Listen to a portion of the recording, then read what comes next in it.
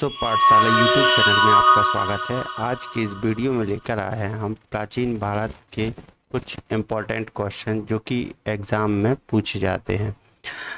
तो चलिए अब वीडियो को हम स्टार्ट करते हैं।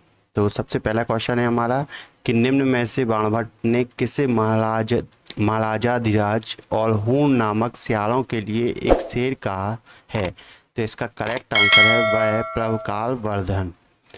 नेक्स्ट क्वेश्चन पर चलते हैं। नेक्स्ट क्वेश्चन है हमारा कि अशोक का सबसे लंबा शिलालेख कौन सा है? तो इसका करेक्ट आंसर है वह है सातवां। अशोक का सातवां शिलालेख सबसे लंबा है जो धम्म मत की जानकारी देता है। नेक्स्ट क्वेश्चन पर आते हैं। नेक्स्ट क्वेश्चन है हमारा कि गायत्री मंत्र किस वेद में है? तो इसका करेक्ट आंसर है option number A Rigveda. Gayatri Mantra Rigveda के तीसरे मंडल में है। इसकी रचना विश्वामित्र ने की थी और गायत्री मंत्र इस प्रकार है ओम भूर्भुवः स्वः तत्सवितुर्वरेण्यं भर्गो देवस्य धीमहि धियो यो न प्रचोदयात्। नेक्स्ट क्वेश्चन पर चलते हैं। नेक्स्ट क्वेश्चन है हमारा कि नंद, शुंग, मौर्य, हर्यक राजाओं के समय का सही क्रम था। तो सही क्रम में बताना है कि कौन सा क्रम सही है। तो इसका करेक्ट आंसर जो है ऑप्शन नंबर ए हर्यक वंश पहले था, फिर नंद, मौर्य और फिर उसके बाद है शुंग वंश। अब इसमें देख लेते हैं। हर्यक वंश की समय सीमा 544 ईसा पूर्व से 412 ईसा पूर्व तक थी। नंद वंश की समय सीमा 345 ईसा पूर्व से 321 ईसा पूर्व तक थी और मौर्य वंश की समय सीमा 321 ईसा पूर्व से 187 ईसा पूर्व तक और शुंग वंश की सीमा 187 ईसा पूर्व से 75 ईसा पूर्व तक रही। नेक्स्ट क्वेश्चन पे चलते हैं। नेक्स्ट क्वेश्चन है हमारा कि निम्नलिखित में से किस राजा को बचपन में सलबदनमन कहा जाता था? तो इसका करेक्ट आंसर है ऑप्शन नंबर सी राजा भरत को। भरत भारत के महान राजा थे जिनके नाम पर अपने देश का नाम भारत पड़ा। नेक्स्ट क्वेश्चन पर चलते हैं। अगला क्वेश्चन है हमारा कि हड़प्पा सभ्यता में निम्न में से किसकी पूजा नहीं की जाती है? क्वेश्चन पूछा गया है निम्न में से किसकी पूजा नहीं की जाती है।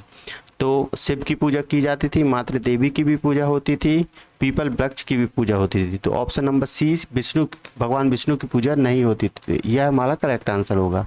हड़प्पा सभ्यता के लोगों द्वारा मातृ देवी, पशुपतिनाथ, स्वास्तिक, पीपल वृक्ष आदि की पूजा की जाती थी। अगला क्वेश्चन है अब हमारा कि सिंधु घाटी सभ्यता की मोहरों पर सर्वप्रथम रूपांकन कौन सा है? तो इसका करेक्ट आंसर है ऑप्शन नंबर ए एक सींग वाला गैंडा। सिंधु घाटी सभ्यता की मोहरों पर सर्वाधिक उत्कीर्णन एक सींग वाले बैल का है जो कि एक मिथकीय जानवर है और ग्रीक रोमन कथाओं में भी पाया जाता है। अगला क्वेश्चन है अब हमारा कि गुप्त वंश का अंतिम राजा कौन था? तो इसका करेक्ट आंसर है ऑप्शन नंबर सी विष्णुगुप्त। गुप्त वंश का अंतिम राजा विष्णुगुप्त था। उसने 540 से 550 ईसा तक 10 वर्ष राज्य किया था। अगला क्वेश्चन है हमारा कि कनिष्क के दरबारी कवि थे। तो इसका करेक्ट आंसर है ऑप्शन नंबर ए अश्वघोष। अश्वघोष कुषाण राजा कनिष्क के दरबारी कवि थे। उन्होंने बुद्ध चरित्र की रचना की और वो चतुर्थ बौद्ध संगति के अध्यक्ष भी रहे हैं।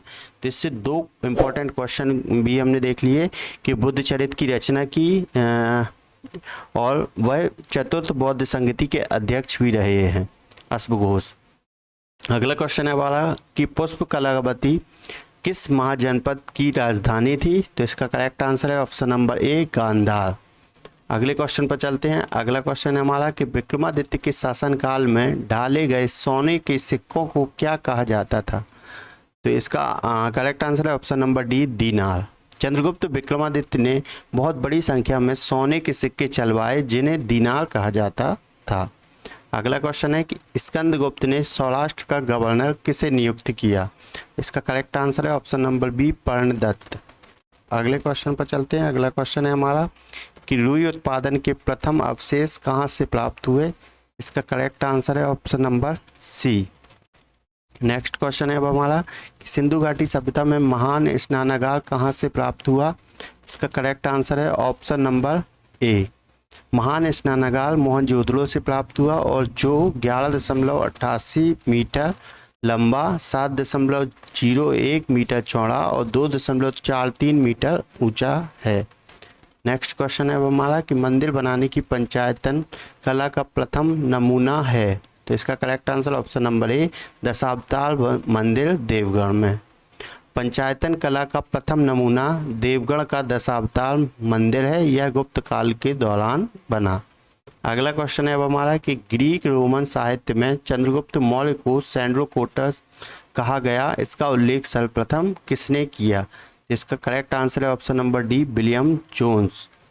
विलियम जोन्स से सर्वप्रथम बताया कि ग्रीक रोमन साहित्य में चंद्रगुप्त मौर्य को सैंड्रोकोटस कहा गया और इसके अलावा इसे एंड्रोकोटस भी कहा गया।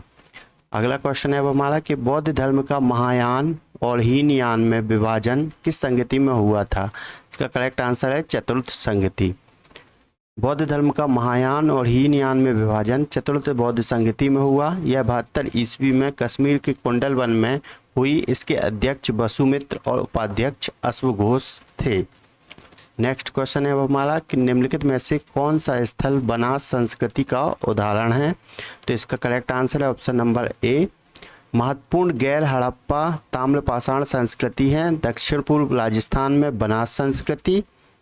उदयपुर के पास आहार खिलुंड इसकी प्रमुख स्थल हैं।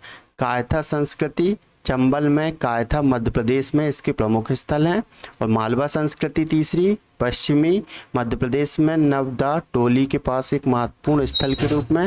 और जौलबे संस्कृति इसके प्रमुख केंद्रों के रूप में महाराष्ट्र में पुणे के पास इनामगांव और चंदौली के साथ। नेक्स्ट क्वेश्चन पर चलते हैं। नेक्स्ट क्वेश्चन है हमारा कि निम्नलिखित में से किस स्थान पर गेरू रंग के बर्तनों की संस्कृति मुख्य रूप से पाई जाती है? तो इसका करेक्ट आंसर है ऑप्शन नंबर ए, पश्चिमी यूपी में। गेरू रंग के बर्तनों की संस्कृति भारत गंगा के मैदान की कांस्य युग की संस्कृति है। यह संस्कृति मुख्य रूप से पश्चिमी यूपी में पाई जाती है। अगला क्वेश्चन है अब हमारा कि अशोक का पोता जिसने जैन धर्म को स्वीकार किया था खालिस्तान था। तो इसका करेक्ट आंसर है ऑप्शन नंबर ए, संप्रति। सम्राट संप्रति सम्राट अशोक के पोते थे जिन्होंने 224 से 274 ईसा पूर्व तक शासन किया और जैन धर्म को स्वीकार किया था।